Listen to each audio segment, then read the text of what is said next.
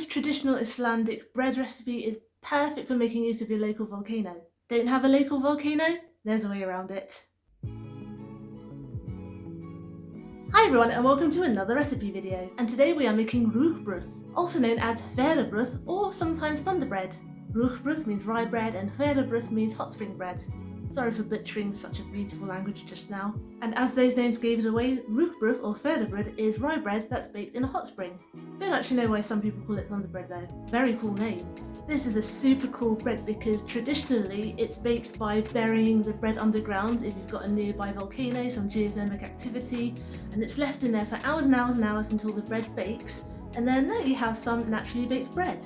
Here in northwest London though, we don't have much in the way of geothermal activity, so instead we're going to use a boring old oven. However, the hours and hours part still applies. Wait, don't go away, it's much simpler than you think. The good news is it only takes 7 ingredients and 7 steps to make, and it is super easy ingredients wise. The bad news is you have to wait for 7 hours for it to bake. So I like to make this very early in the morning so I can keep an eye on the oven, and luckily I have an electric oven so I don't have to worry about gas explosions. Also, I actually usually make this on cold days because then I don't have to switch the heating on, and the oven, which is set at a very low temperature by the way because it cooks very slowly, heats the flat up a bit. Gotta think about the cost of living crisis and all. So even though this bread takes 7 hours to bake, this is actually going to be a very short video because there is no kneading involved. You literally just dump all the ingredients in a bowl, stir, whack it in a tin, whack it in the oven, then wait for it to cool, slice and serve. I first tried this bread at a cafe called Cafe Loki in Reykjavik, and they served it with boiled eggs and herring and a dish called, I believe, plokkfiskar, which I'm not sure if I'm pronouncing right, but it's basically a stew made with creamy mashed potatoes and fish and butter. Oh, so good. But today I'm just going to serve it very simply with some herrings and boiled eggs, plenty of butter of course, and maybe some smoked salmon too. But first we need to make that bread, so let's go to the kitchen and see how it's done. Or to your local volcano, either works. First we're going to preheat our oven to 180 degrees C, but it's not going to stay at 180 degrees C. We are going to preheat it at that heat though, so start with 180. To make the bread we're going to need 115 grams of dark rye flour, 45 grams of wholemeal flour, a teaspoonful of baking powder, half a teaspoonful of bicarbonate of soda, a pinch of salt. Just going to give these dry ingredients a bit of a stir together. To the centre of the swirl I'm going to add 284 millilitres of buttermilk. And this happens to be the exact quantity of this container, which is handy.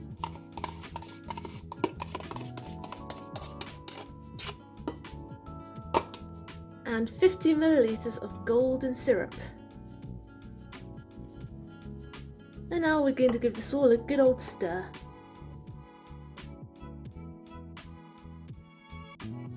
And we're done. Kind of looks like porridge. Now we've got to get all of that into all of there.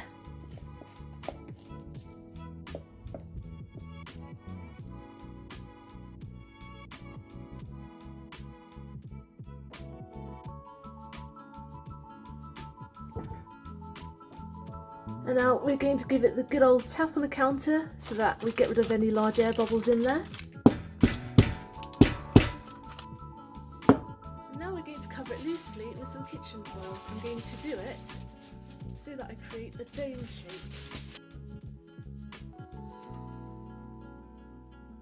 So what I'm going to do is I'm going to pop it in the oven with a twist. So I've popped my little baby loaf in the oven now, and I'm going to immediately turn this down to 110 degrees C.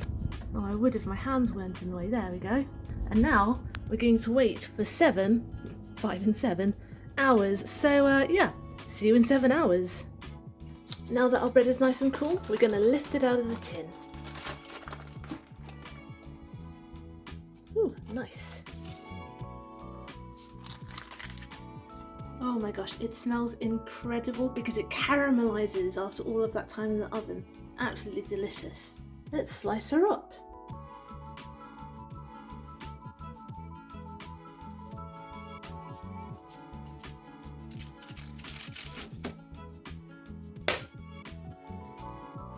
And look at that lovely texture inside, beautiful.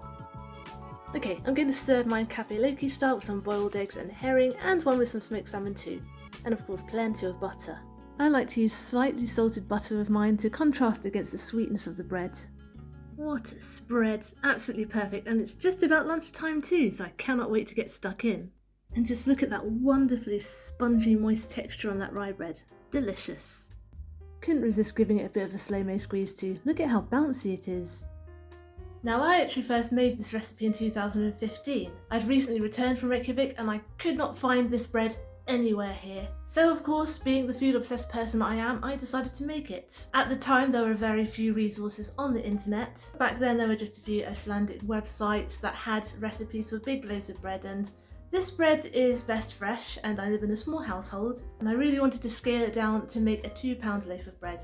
So after a bit of trial and error, a little bit more of this, a little bit less of that, and just using stuff that I can find here, I eventually came up with this recipe.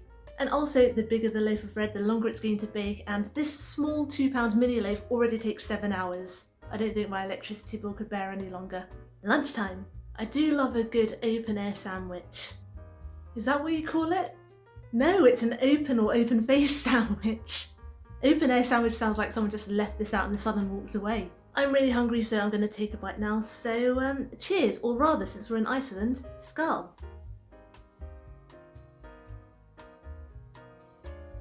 I love the sweet maltiness of the bread with the salty butter, the tangy tart herring, and of course the eggs. That's so good, and it gave me some fun flashbacks of my time in Reykjavik. Maybe I'll return someday, probably in the summer because I've been twice during the winter, and summer's really beautiful there too. And they have puffins in the spring. I love puffins, they're my favourite bird. They make a sound you wouldn't expect for a small bird. So there you have it, Icelandic rye bread / hot spring bread / thunder bread. Thanks for watching. I hope you enjoyed today's video, and I hope you'll join me next Wednesday for my next one. Get the full written recipe on my blog tashcakes.com, follow me on Instagram, I am tashcakes.taste, and find me on TikTok too. I am tashcakes there, but my handle is food in slow motion. Subscribe and hit the notification bell if you'd like to see more, give this video a like if you'd like to help other people find it, comment down below if you'd like me to make anything in particular, and I will see you guys next time. Be good, be nice, and have a good week.